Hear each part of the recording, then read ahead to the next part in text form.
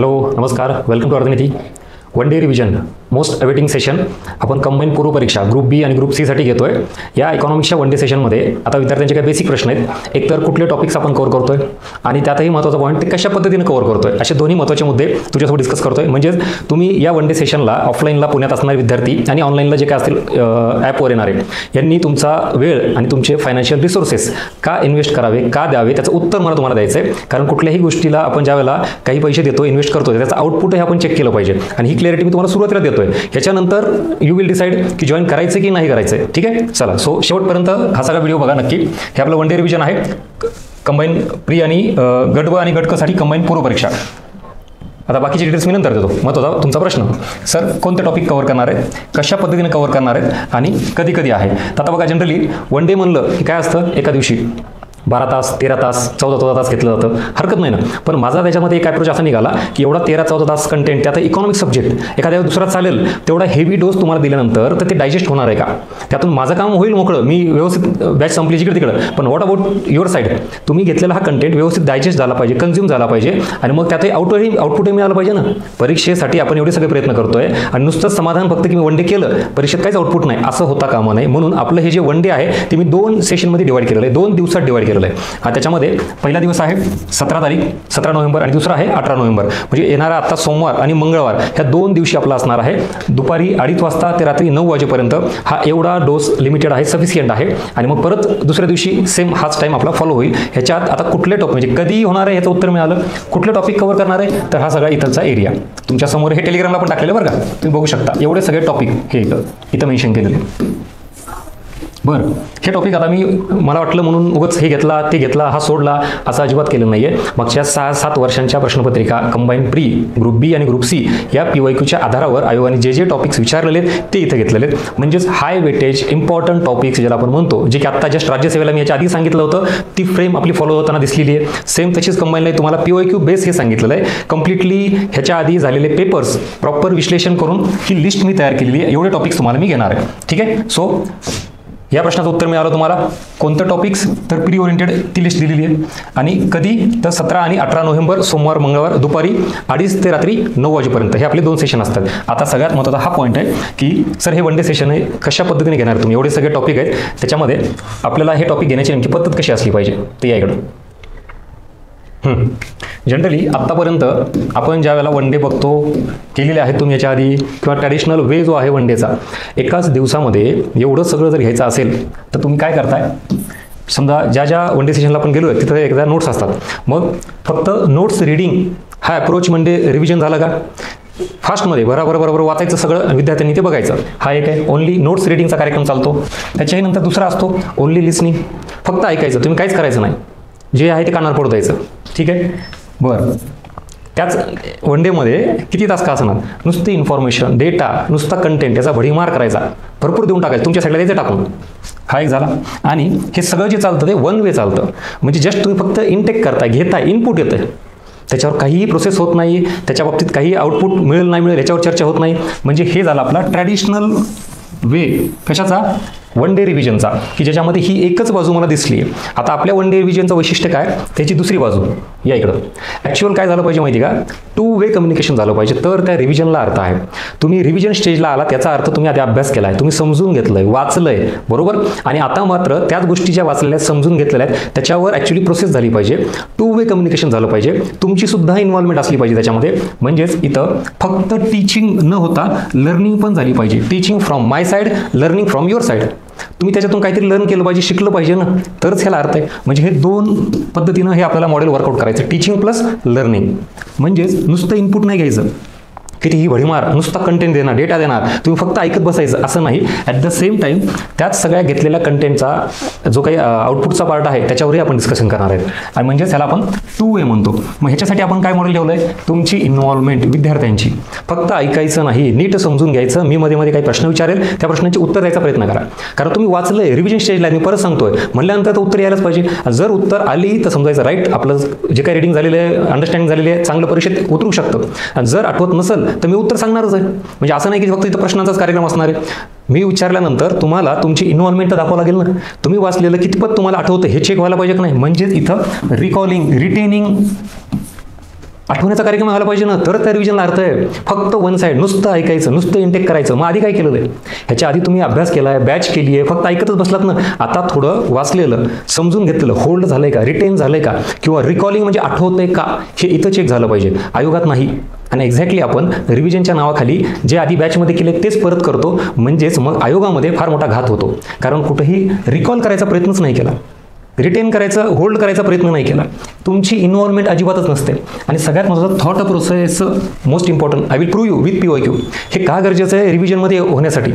फक्त काय झालं आपलं आत्तापर्यंत हेच येस ऑर नो, रिव्हिजनचा हाच अँगल आत्तापर्यंत तुम्ही फॉलो केला आहे, आता बदला.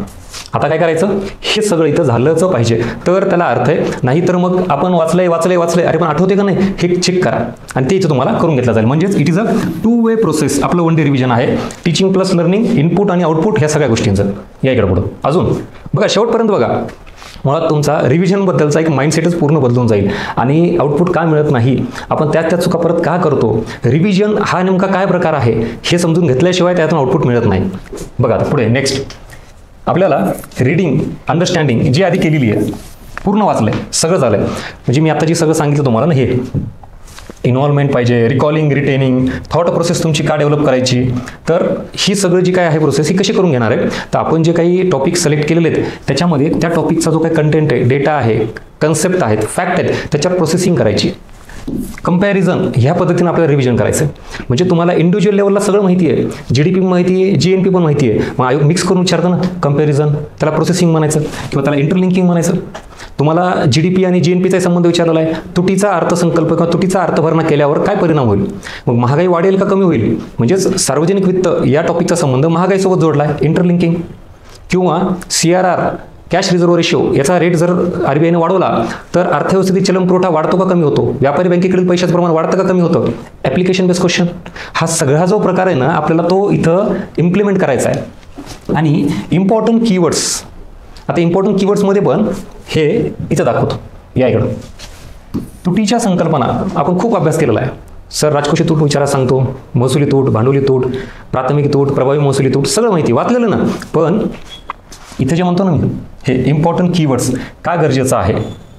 या इकडं आता अनुदाने आणि व्याज हे माहिती. मग अनुदान मायनस करायचे, व्याज मायनस करायचं. पण राजकोषी तुटीमधून अनुदान मायनस करू की महसुली तुटीमधून अनुदान मायनस करू, व्याजसुद्धा कशातून मायनस करायचं, महसुली तुटीमधून मायनस करायचं का भांडवली तुटीमधून का राजकोषी तुटीमधून का अर्थसंकल्पीय तुटीमधून, काय हा जो इम्पॉर्टंट कीवर्ड्स आहे ना ह्याच्यावर आपल्याला खेळायचं. त्याशिवाय कसं परफेक्शन येणार, माहिती सगळ्यांनाच वाचलेलं, कन्फ्युजनच आहे ना आजपर्यंत. तेच झालं ना. रिव्हिजनमध्ये काय करायचं आपल्याला, सगळ्यात जास्त प्रोसेसिंग करायची, त्याच्यावर इंटरलिंकिंग करायची आणि परफेक्शन वाढवण्याचा प्रयत्न करायचा आहे. नेक्स्ट GDP, GNP ह्यामध्ये काहीतरी आहे ना कीवर्ड. ग्रॉस म्हणलं की काहीतरी आलं पाहिजे, नेट म्हणलं की काहीतरी वेगळं आलं पाहिजे, डोमेस्टिक ह्या कीवर्डला काहीतरी इम्पॉर्टन्स आहे, नॅशनल म्हणलं की काहीतरी वेगळं आलं पाहिजे. मग हे कीवर्ड आहेत ना, हे ह्याच्यावर तुम्हाला जास्तीत जास्त हायलाईट करून देईल आणि कन्सेप्ट क्लिअर करून देईल. समिती आणि वर्ष सेम वेगवेगळे फॅक्ट्स आहेत. तेंडुलकर समिती, रंगराजन समिती, त्याचे आकडे सगळे कन्फ्यूज होतात. किंवा आधारभूत वर्ष राष्ट्रीय उत्पन्नाचे त्याचे पण आकडे विचारले तर कन्फ्यूज होतात. बँकांबाबत अजून आकडेवारी आहे. SBIची स्थापना, RBIची स्थापना, त्याचं राष्ट्रीयकरण, बँकांचं राष्ट्रीयकरण पहिले 1969, दुसरं 1980, मग ते राष्ट्रीय उत्पन्न समितीची स्थापना 48 की 47, काय हे जे ना हे खेळायचं आपल्याला सगळं. त्याच्यानंतर CRR आणि SLR. CRR वाढवला तर काय होईल, कमी केला तर काय होईल, परत दोघांमध्ये बेसिक डिफरन्स काय आहे. बरं, हे झालं CRR SLR. बँक रेट तुम्हाला विचारलेलं आहे, रेपो रेट विचारलेलं आहे. कोण कोणाला कर्ज देतं माहिती सगळं आहे.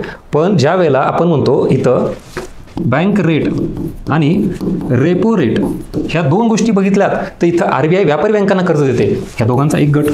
आणि आता रिव्हर्स रेपो रेट म्हणलं इथं उलट गणित फिरलं. आता व्यापारी बँका RBIला कर्ज देतात. बस हेच करायचं आपल्याला.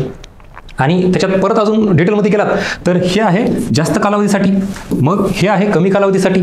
सेम रिव्हर्स रेपो रेट सुद्धा कमी कालावधीसाठी. मग ह्या दोघांमध्ये कॉमन काय, कालावधी कमी छोटा. हे काय आहे जास्त कालावधीसाठी. पण ह्या दोघांची पण जोडी लागली आणि ह्या दोघांची पण जोडी लागली. आता ह्या दोघांची जोडी का बरं, कारण ह्या दोन्ही कन्सेप्टमध्ये RBI व्यापारी बँकांना कर्ज देते आणि ह्याच्यामध्ये मात्र ते एक्झॅक्टली उलट असतं. आणि ह्या दोघांची जोडी का लागलेली, ह्या अशा सगळ्या प्रोसेसिंगच्या आधारावर आपल्याला रिव्हिजन करायचं आहे. आता हे तुम्हाला जड जाईल, किचकट वाटेल, कन्फ्युजिंग वाटेल, पण इथंच अशीच सगळी गोष्ट आयोग विचारायला लागलाय. आतापर्यंत ही प्रोसेसिंगला कमी पडलो आपण, हीच केली नाही ना. सरळ सेपरेट वाचायचं सर, कुठे एवढं डोक्याला ताण घ्यायचा, एवढं कोणी हे करून घ्यायचं असं की ह्या दोघांची लिंक काय, ह्या दोघांची लिंक काय. प्रश्न दाखवतो तुम्हाला. आता हा झाला इथलचा फॅक्टर कुठला, CRRSला आणि हे बँक रेट रेपो रेट. आता अजून नेक्स्ट लेवलला जातो तुम्हाला नेतो. केवळ नेहमी किंवा काही इतर वेगवेगळी वाक्यरचना असते, इथं तुम्हाला हा फॅक्टर महत्त्वाचा ठरेल. थॉट प्रोसेस तुमची काय डेव्हलप झाली पाहिजे, प्रत्येक गोष्टीवर डिपेंडंट नका राहू. म्हणजे हे ट्रॅडिशनल वन डे रिव्हिजन जे असतं ना, हे असं फक्त ऐकायचं, नोट्स रिडिंग करायचं, हे एवढंच फक्त वन वे. ॲक्च्युली आपल्या याच्यातून थॉट प्रोसेस म्हणजे काही प्रश्न हे तुम्हाला तिथंच गेल्यावर विचार करून सॉल्व्ह करायचे असतात. प्रत्येकच प्रश्नाला नोट्सवर बॅचवर डिपेंड राहायचं नाही. मला कदाचित वाटतं की मी एकमेव असा असेल की मी ऑन रेकॉर्ड सांगतो की 15 पैकी 10 ते 12 हे शुअर यायला पाहिजे, पण 2 किंवा 3 प्रश्न असे आउट ऑफ सोर्स असतातच. आणि असे काही प्रश्न आहेत की जे 100% आपल्या सोर्समधून येत नाहीत, पण तिथं आपल्याच सोर्समधून केलेल्या कन्सेप्टच्या आधारावर प्रश्न विचारले जातात. म्हणजे तुम्हाला तिथं तुमची काय असेल, थॉट प्रोसेस महत्त्वाची आहे. तुम्ही काय विचार करतायत ॲट ए टाइम, त्या on the spot Naveen link लावलेली असते आयोगाने ती. हा झाला इथलचा पॉईंट. आता अजून पुढे जातो. या इकडं हे झालं इथंपर्यंत. यात आयोगाचे प्रश्न बघा. आता म्हणजे हे फक्त हवेत बोलणं नाही, तुटीच्या अर्थसंकल्पामुळे अर्थव्यवस्थेत कोणती आर्थिक समस्या निर्माण होते, आणि मग इथं क्लिअर कट हे वेगवेगळे ऑप्शन्स आहेत. तुम्हाला हे सांगता आलं पाहिजे. कन्सेप्टची नीट अंडरस्टँडिंग झाल्याशिवाय, ॲप्लिकेशन झाल्याशिवाय हे उत्तर येईल का तुम्हाला. मी आता हे सगळं ॲनालिसिस करत बसणार नाही, तुम्हाला सांगतोय की ॲक्च्युली रिव्हिजनचा बेस काय असला पाहिजे. तुम्ही एखादं रिव्हिजन सेशन जॉईन करताय तर ते कुठल्या बेसिसवर होणार आहे हे तुम्हाला माहिती पाहिजे ना. तुम्ही तुमचे 2 दिवस देताय किंवा काय इन्व्हेस्ट करताय पैसे, त्याचा आउटपुट आहे का, त्याचा काय फायदा होणार आहे का परीक्षेला. आणि आपलं कम्प्लिटली हे रिव्हिजन POQ बेस असेल. हे पण बघा, स्थूल राष्ट्रीय उत्पादनापेक्षा निव्वळ राष्ट्रीय उत्पादन नेहमीच कमी असते. आता काय आहे म्हणजे तुम्हाला हे माहिती आहे काय कमी काय जास्त, पण नेहमीच असतं का, विचार करण्यासारखी गोष्ट आहे. मग ही कधी झाली पाहिजे, 4-5 वर्ष वाया गेल्यानंतर किंवा प्री नापास झाल्यानंतर. काय फायदा मग बॅचचा काय फायदा, रिव्हिजन कशाला केलं आपण. म्हणून इथं सगळंच ॲज इट इज नाही, ह्याला लक्षात घ्या. मी जाणीवपूर्वक हे शब्द काय लिहिले, ही परत थॉट प्रोसेस. काही गोष्टी ही आयोग तिथं नव्यानेच तुम्हाला विचारतं आणि त्याला आपण तयार पाहिजे. आणि हे कन्सेप्ट क्लिअर असल्या उत्तर देता येतं बरं का. आता तुमचा प्रॉब्लेम कदाचित हा असेल की कन्सेप्ट क्लिअर नाहीत, मग सर असं असतं का, मग नेहमीच असतं का. बरं, काही विद्यार्थी लॉजिक पण लावतात बिनाकामी, केवळ फक्त नेहमीच असा शब्द आला की चुकीचं ठरतं. तसं नाही आहे, ते पण तुम्हाला हे करून देतो की असं अजिबात नसतं. हा सुद्धा शब्द गरजेचा आहे. जिथं तुम्हाला असा प्रश्न विचारला, हाच NDP हा GDP पेक्षा नेहमीच कमी असतो. Statement is correct. द्या स्टेटमेंट, ह्याच्या उत्तर द्या मला कमेंट बॉक्समध्ये. जे आता मी सांगितलेलं की NDP हा GDP पेक्षा नेहमीच कमी असतो. आणि सेम उलट जर विचारलं तर तुम्हाला आता GDP हा NDP पेक्षा नेहमीच मोठा असतो. चला सेकंड स्टेटमेंटचं उत्तर द्या. मी ह्याचं देणार नाही, कमेंट बॉक्समध्ये लागा ह्याचं उत्तर. बरं ठीक आहे, हा झाला एक प्रश्न इथलचा. परत निरपेक्ष दारिद्र्याचे निर्मूलन करणे शक्य असते नसते, सांगा ना आता. हे म्हणजे निर्मूलन करता येते का नाही, हे आपल्याला जमलं पाहिजे. त्या लेवलला आधी निरपेक्ष दारिद्र्य कन्सेप्ट क्लिअर पाहिजे, सापेक्ष दारिद्र्य कन्सेप्ट क्लिअर पाहिजे. म्हणजे एकाच ठिकाणी तुम्हाला दोन्ही कन्सेप्ट विचारले जातात. म्हणजेच कंपॅरिझन आलं, इंटरलिंकिंग आली, इंडिव्हिज्युअल कन्सेप्ट क्लिअर. सर निरपेक्ष माहिती मला, सापेक्ष माहिती. आता बघ ना इथंच निरपेक्ष, इथंच सापेक्ष. करा काय करायचं ते. त्यातही एवढं थांबलं नाही आहे. दारिद्र्य हे पर्यावरणाच्या अवनतीस जबाबदार आहे किंवा जबाबदार नाही. काय दारिद्र्य टॉपिक केलं म्हणून सर ह्याचा पर्यावरणाचा काही संबंध असतो का. मग हे POQ आहेत, ह्याच्या लेवलला आपल्याला इथं विचार घेऊन हे करायचं सगळं. हे फॅक्ट्सचे प्रश्न सरळ इथं दिलेत तुम्हाला. आता 816, 1000, 47, 32 बघा ना. म्हणजे प्रोसेसिंग आणि परफेक्शनला का महत्त्व आहे, कारण इथं हे ग्रामीण भागासाठी 47 आणि शहरी भागासाठी 32 हे उलट केलं आहे. 47 इकडं आणि 32 इकडं, म्हणून हा ऑप्शन चुकीचा आहे. आणि मुळात नेमकं तुम्हाला वेगवेगळ्या समित्या आहेत, तेंडुलकर, रंगराजन, ही कोणाची आकडेवारी ही माहिती पाहिजे. प्रोसेसिंग आली, एकत्रच आयोग टाकतं. पुढचा प्रश्न, RBI भाववाढीच्या काळात महाग चलन नीतीचा वापर करते आणि भावघटीच्या काळात म्हणजे तेजी मंदी हे त्याचं परत ॲप्लिकेशन. नेक्स्ट हे काय, इथं साक्षरता हा एक घटक विचारला आहे आणि कुठल्याही विकासाच्या बाबतीत हे लागू होतो. इथं पण विकास आहे, इथं पण विकास आहे, इथं पण विकास आहे, इथंही विकास आहे. आता नेमका कुठला विकास, त्यातही हे समजा तुम्ही इलिमिनेट कराल, पण मग आर्थिक विकास इलिमिनेट कसा करता येईल. मग ह्याच्यात प्रॉपर बेसिक डिफरन्स माहिती पाहिजे ना, की इकॉनॉमिक ग्रोथ काय, इकॉनॉमिक डेव्हलपमेंट काय आणि ह्युमन डेव्हलपमेंट काय. इथं काय विचारलंय, हे साक्षरता शिक्षण आणि हे मानव साधन संपत्ती म्हणजेच मानव विकास आणि हे काय आर्थिक विकास. मग हे पण फरक असतो का मानव सर. बघा नेक्स्ट, शिल्कीचा अंदाजपत्रक महागाईच्या काळात उपयुक्त असतो. तुटीचा अंदाजपत्रक बेरोजगारी दूर करतो. म्हणजे इथंच तुम्हाला टॉपिक कितीत बघा. शिल्कीचा अंदाजपत्रक म्हणजे सार्वजनिक वित्त टॉपिक, बजेटवर प्रश्न. महागाई हा दुसरा टॉपिक. आणि इथंच काय केलं, बेरोजगारी. म्हणजे एकाच प्रश्नात किती टॉपिक सांगा मला तुम्ही. हा प्रश्न जाणीवपूर्वक तुम्हाला दाखवतो मी. वन डे रिव्हिजन का करायचं, तर त्याच्या आधी PYQचा खूप स्ट्रॉंग बेस पाहिजे आपल्याला. मला वाटतं म्हणून टॉपिक शिकवून अर्थ नाही. लक्षात घ्या, बेरोजगारी टॉपिक मी ॲज इट शिकवलं तुम्हाला. हां, जे तुम्ही आधी शिकलात. महागाई टॉपिक पण शिकवला. मग फायदा काय, रिव्हिजन याचा अर्थ ते कम्प्लिटली एक्झाम ओरिएंटेड असलं पाहिजे आणि डिमांड ऑफ द एक्झाम लक्षात घेऊन रिव्हिजन घेतलं पाहिजे. मग हा सगळा पॅटर्न आपल्याला समोर आहे. आणि एकाच प्रश्नात जर आयोग 3 टॉपिक मिक्स करत असेल, सो ह्याला तयार आहेत का तुम्ही. आणि तयार नसाल तर मग एवढं कॉम्पिटिशनमध्ये टिकणार आहेत का. एवढं कट ऑफ जे हाय वाटायला लागलं आहे त्याच्यामध्ये आपला अभ्यास असा आहे का. म्हणजे हे कदाचित बऱ्याच जणांना निगेटिव्ह वाटेल की भयानक प्रकार वाटेल. पण अजूनही वेळ गेलेलं नाही आहे ना. जर ह्याला तुम्ही कधी अप्लायच केलं नाही, ॲक्सेप्टच केलं नाही, तर रिझल्ट कसा येईल. त्यामुळे आता संधी आहे. ह्या सगळ्या वन डे रिव्हिजन मार्फत मला तुम्हाला हेच अवेअर करायचं की बाबांनो, ट्रॅडिशनल वे सोडून द्या, जरा थोडा बदल करा. काहीतरी टेलिग्राम चॅनलवर बघा आपल्या किती गोष्टी रिफ्लेक्शनमध्ये टाकलेल्या आहेत मी तुम्हाला, की हे उगच मी म्हणतोय म्हणून नाही, तर ते ॲक्च्युली दिसतं तिथं विथ प्रूफ टाकलेलं आहे. सो हे सगळा प्रकार आहे. बघा आता तुम्हाला काय करायचं ते. असे भरपूर आहेत प्रश्न, आता सगळेच घेणार नाही तर मी. हां, इथं पण सेम खूप आहे हे डिस्कस करण्यासारखं. हे बघा आता हे तूट, ज्याला वाटतं ना की सर फार कन्फ्यूज करतात की मग GDP GNP काय, किंवा बँक रेट काय, रेपो रेट काय, किंवा हे सर कसं मिक्स असतं, काय असतं. ये इकडे बाबा, काय हे एक वर वाक्य दिलं आहे. आणि खाली बघ ना आता, वित्तीय तूट, अंदाजपत्रिके तूट, प्राथमिक तूट, महसुली तूट. आता या सगळ्या तुटीच्या संकल्पना आहेत ना. मग कन्फ्युजन नाही तर काय. तुम्हाला क्लिअर कट माहिती पाहिजे की इथं हे व्याज हे कशातून, राजकोषी तुटीतून मायनस केलं तर काय मिळते. आणि जर आपल्याला माहितीच नसेल तर आपण इतर काय ऑप्शन निवडू शकाल ना. परफेक्शन गरजेचं आहे. अजून हे येतं एकत्रीकरण केलं का नाही. जसं मी आत्ता लिंक लावली होती कुठे, bank rate, repo rate, reverse repo rate. बऱ्याच जणांना झेपत पण नाही ती कदाचित, पण ती लिंक का गरजेची आहे येतं बाबा. HDI याचा आपण अभ्यास करतो सेपरेटली, MPIचा अभ्यास करतो सेपरेटली. आणि इथं काय विचारलं बघा, मानवी विकास निर्देशांक म्हणजे HDI आणि बहुआयामी दारिद्र्य निर्देशांक म्हणजे MPI. ह्या दोघांचे आयाम कुठले एकत्रित प्रतिबिंबित होतात, म्हणजे हे मिक्स करून विचारलंय. आरोग्य, शिक्षण, राहणीमान हे सगळा प्रकार आहे. केलं का मिक्सिंग. मग मी म्हणतोय म्हणून मलाच उगं वाटतंय मनाने तसं काही करणार नाही. आणि ते जर तुम्हाला कन्फ्यूज होत असेल तर तो तुमचा इश्यू आहे. आपण जो डेटा आत्तापर्यंत घेतला ना, फार सुपरफिशियल वर खेळत होतो. नाही सर आम्हाला जमतच नाही, नाही सर एवढं खोलात एवढं डीपमध्ये एवढं मिक्सिंग मला नाही जमत सर, कन्फ्यूज होतं. आणि मग तसंच कन्फ्युजनमध्येच राहावं तुम्ही. आणि जे प्रोसेस करून पुढे गेलं, ह्या कन्फ्युजनला ओव्हरकम करून पुढे गेलं, तर तो जिंकला आणि तो पोस्ट मिळून बाहेर पडला. नाही तर बसा तुम्ही. हे आयोगाचे आहेत. आता हे एकत्र नाही तर काय केलं आहे मिक्स. जसं मी ह्याच्या आधी काय केलं, बँक रेट, ह्यालाच इथं रेपो रेट आणि इथं रिव्हर्स रेपो रेट असंच केलं ना मिक्सिंग. ह्याची काय मिक्सिंग, ह्याची काय लिंकिंग. मग आता ह्या दोघांची नाही काय एकत्र घेतली आयोगाने. या पुढं अजून दाखवतो. हां, हे सापेक्ष निरपेक्ष आपण ऑलरेडी झाले डिस्कस केलेलं आहे. हे आर्थिक समस्या, यस. हे बघा आता परत फॅक्ट, FRBM ॲक्ट. आता FRBM ॲक्टबद्दल तुम्हाला संमत कधी झाला आणि लागू कधी झाला, किती छोटा शब्द फिरवला आयोगाने. मग ह्याला तयार आहेत का तुम्ही.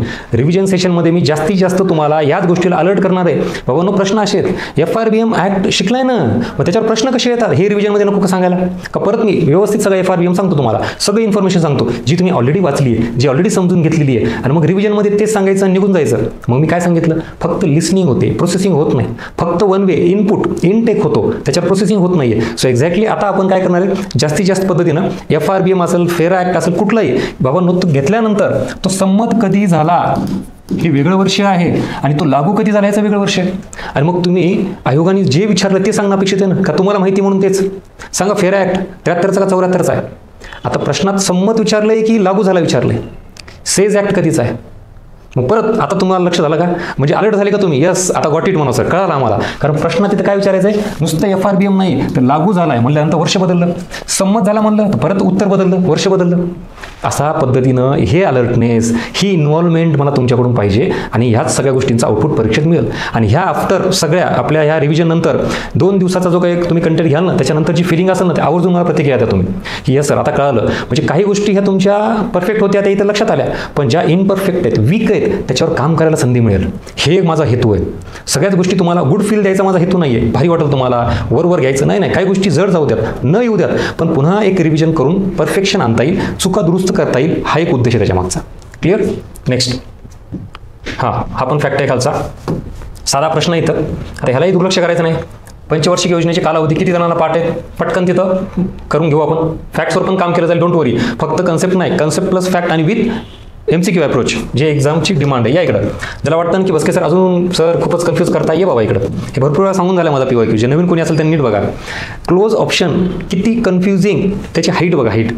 डिमॉनिटायझेशन कधी झालं आहे? ऑप्शन बघा, 2016, 2016, 2016, 2016. बरं, एवढ्यापर्यंत नाही. अजून बघा, 8 मार्च, 8 नोव्हेंबर, 8 ऑक्टोबर, 8 डिसेंबर. काय आहे मग? ह्याला तयार का तुम्ही? मग रिव्हिजनमध्ये माझं हेच सगळं तुम्हाला सांगणं असणार आहे की बाबा नो, कुठलाही डेटा करताना आयोगाने असा विचारलेला आहे, ते तुम्ही लक्षात ठेवा. उगाच 1 वर्ष आहे वाचून दाखवायचं झालं नाही. त्याच्यात आयोग काय करू शकतं? 2016चे 4 ऑप्शन आहेत, निवड. आता ज्याला वाटतं ना सर मला माहिती पर्यायामधून मी बरोबर निवडतो, काय निवडणार आहे आता? आणि ते पण त्या प्रेशरमध्ये, त्या स्पीडमध्ये. सगळ्यात महत्त्वाचा पॉईंट इथं मला सांगू नका तुम्ही निवांत ते सर उत्तर येतं माझं. त्या एक्झाम हॉलच्या प्रेशरमध्ये चुकणार नाही तर काय होणार आहे? किती आयोगाने काळजी घेतली आहे, 4 ऑप्शन कसे टाकलेले आहेत. आणि हे कधी करणार आपल्याला? 4-5 वर्ष गेल्यानंतर. ठरवा तुम्हाला काय करायचं आहे. रिव्हिजन सेशन बाबतीत हे सगळं डिटेल मी का देतोय कळू द्यात तुम्हाला. हां, आयकरापासून कुठलं उत्पन्न आहे? साधा बेसिक प्रश्न आहे. परत हा एक अजून आपल्या टेलिग्रामवरचे जे प्रश्न आहेत ना, जे जड जातात सगळ्यांना, त्याचं उत्तर देतो येतो. खालीपैकी कोणता कर हा भारतीय अर्थव्यवस्थेत अप्रत्यक्ष कर नाही? आणि मग हे खाली ऑप्शन आहेत. अरे आता इथं बघा ना, हाच ट्रॅप आहे. आता अप्रत्यक्ष कर म्हणून पटकन आपण काहीतरी टिक करू, विक्री कर, उत्पादन किंवा अजून कुठला. पण अप्रत्यक्ष कर नाही म्हणजेच कुठला कर विचारलाय? प्रत्यक्ष कर विचारलाय. मग हे शेवटी जे आयोग फिरवतं ना, हे पण जमलं पाहिजे आपल्याला. उगाच मी तुम्हाला वर्गात सांगेल प्रत्यक्ष कर हे, अप्रत्यक्ष कर हे, मग तुम्ही तेच विचार घेऊन जाता. अरे पण कुठला कर प्रत्यक्ष नाही म्हणजे काय निवडायचं नेमकं? कुठला कर अप्रत्यक्ष नाही म्हणजे काय निवडायचं नेमकं? हे स्वतःला सांगावं लागेल आधी. ते पण तिथं एक्झाम हॉलमध्ये त्या प्रेशरमध्ये हा मुद्दा परत हायलाईट करा. म्हणजे मी रिव्हिजन घेताना तुम्हाला तेच सांगणार आहे की ते स्पीड, ते प्रेशर हे मेंटेन झालं पाहिजे आणि त्याच्यानंतर तुमचं उत्तर यायला पाहिजे. रिलॅक्स बसून नाही, त्याला अर्थ नाही. कंबाईनमध्ये रिझल्ट काढायचा असेल तर 2 गोष्टी, कन्सेप्च्युअल क्लॅरिटी, फॅक्च्युअल डेटा पाठांतर तर लागतोच, पण नुसता अभ्यास किंवा हे असून चालत नाही. At the same time speed लागते, म्हणजे ॲक्युरसी विथ स्पीड. तेच तुम्हाला इथे मी सांगेन. आणि मग इथं हे महामंडळ कर. ठीक आहे. आता अजून हे बघा, चला हे कन्फ्यूज करणारे वाक्य नाही तर काय? सार्वजनिक महसूल सार्वजनिक खर्चापेक्षा कमी असणे, सार्वजनिक महसूल सार्वजनिक खर्चापेक्षा जास्त असणे. म्हणजे हे बघा ना, हे वाक्य इथंपर्यंत हे सेमच आहे. हे इथं हे सगळं 99%. इथं काय कमी, इथं जास्त.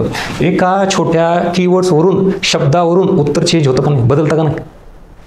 बरं, सार्वजनिक महसूल आणि सार्वजनिक खर्च समान असणे. ठीक आहे. आता हे काय विचारलं आहे? समतोल. इथं जर मी तुम्हाला असं विचारलं, म्हणजे स्वतः तुम्ही का अभ्यास केला पाहिजे, हे विधान कशाचं आहे मला सांगा, कमेंट बॉक्समध्ये मेन्शन करा. पहिलं विधान आहे तो कुठला अर्थसंकल्प, आणि दुसरं जे विधान आहे तो कुठला अर्थसंकल्प. आपण अर्थसंकल्पाचा अभ्यास करतो ना, समतोल, तुटीचा, शिल्कीचा, लिंगाधारित अर्थसंकल्प, शून्याधारित अर्थसंकल्प, एवढे प्रकार सगळे. ध्यान मग इथं पटपट उत्तर. आणि जर उत्तर देत नसेल तर मग आपण अभ्यास काय करतोय आणि रिव्हिजन स्टेजला काय आलो? एवढ्या कॉम्पिटिशनमध्ये, हाय कट ऑफमध्ये आपण टिकणार आहेत का? हे वाक्य आयोगाची बघा ना, अशी तिथल्या तिथंच कमी जास्त कन्फ्यूज करणारी नाही तर काय? ह्याला तयार राहा. बघा काय करायचं इथं तुम्ही. अजून या इकडं बाबा, कन्फ्युजिंग काय प्रकार आहे ते या इथं. यू कांट इमॅजिन, एवढ्या लेवलला आयोगाचं मायक्रो अनालिसिस केलेलं आहे आणि ह्याच्या आधारावर आपली टीचिंग असणार आहे. 15व्या वित्त आयोगाचे आले एन के. आता परत सांगाल नाही ना सर NK सिंग, अरे बाबा इथं नको सांगू मला तू.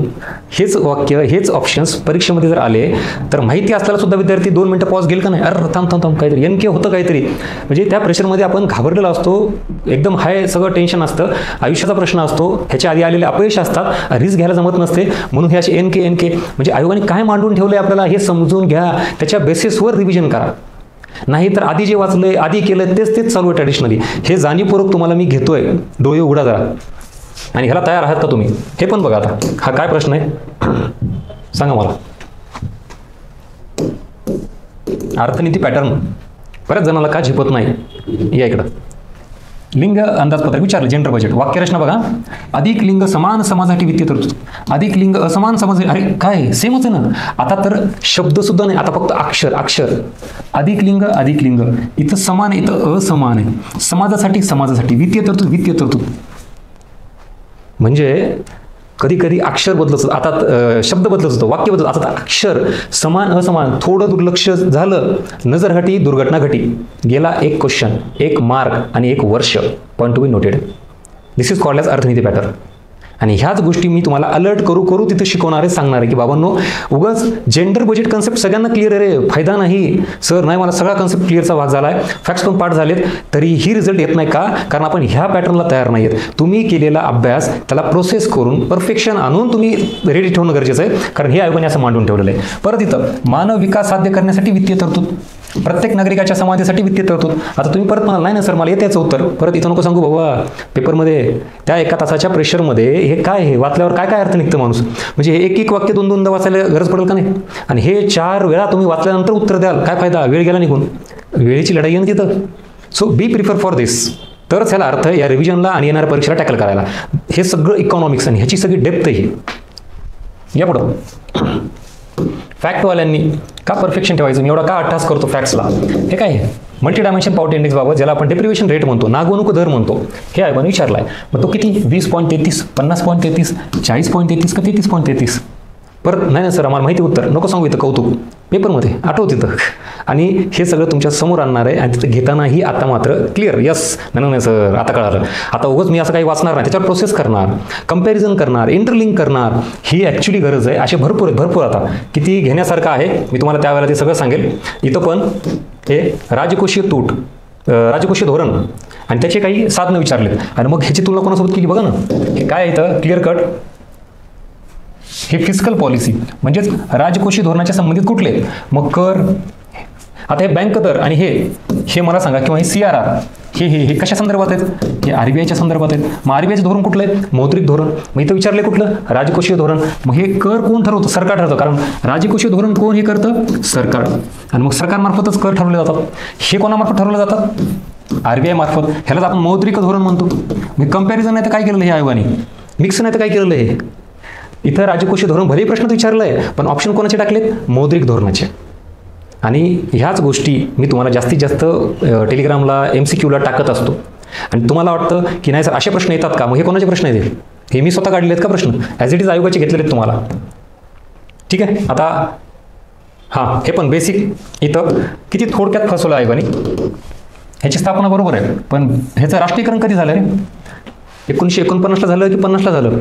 छोटा मायनर चेंज आहे का नाही, पण आपल्या लक्षात येत नाही. नाही झालं 50च्या आसपास झालं आहे. मग घे इथं ऑप्शन पण तसाच आहे तुला.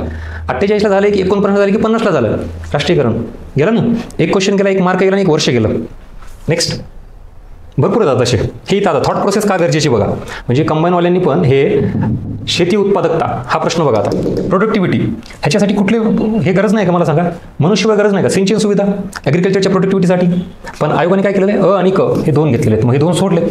मग इथे विचार करा. आता आपण आधी ह्याच्याकडे जाऊ, सिंचन सुविधा मग का सोडली का नाही हे बघू ना आपण, तेच विषय सगळा. पण विचार करण्यासारखी गोष्ट आहे. यस.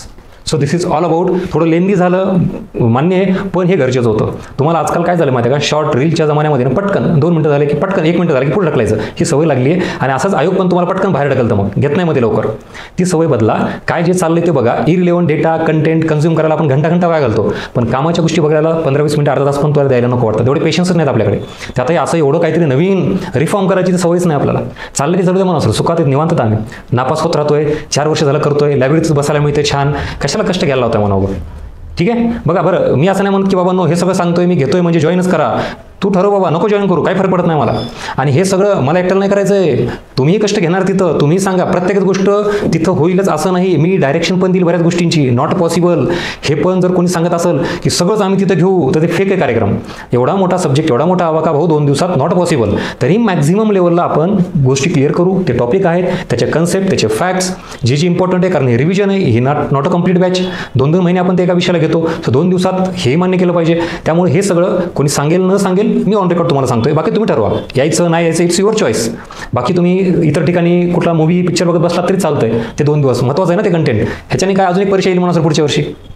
सो हा सगळा प्रकार आहे जे तुम्हाला मिळेल. आणि ह्याच्यातून उद्देश काय? कन्क्लुजन, इफेक्टिव्ह रिव्हिजन झालं पाहिजे, प्रोडक्टिव्ह झालं पाहिजे, काहीतरी मिळणं. आणि मोस्ट इम्पॉर्टंट ह्याला स्टार मार्क करा. परफेक्शन, एक्झाम ओरिएंटेड आणि 2 वे असं आपलं सगळं आहे. आणि एकंदरीत आता हे सगळं बघितल्यानंतर हे उगाच कीवर्ड घेतलेले नाही आहेत. या इकडं मिळालं उत्तर.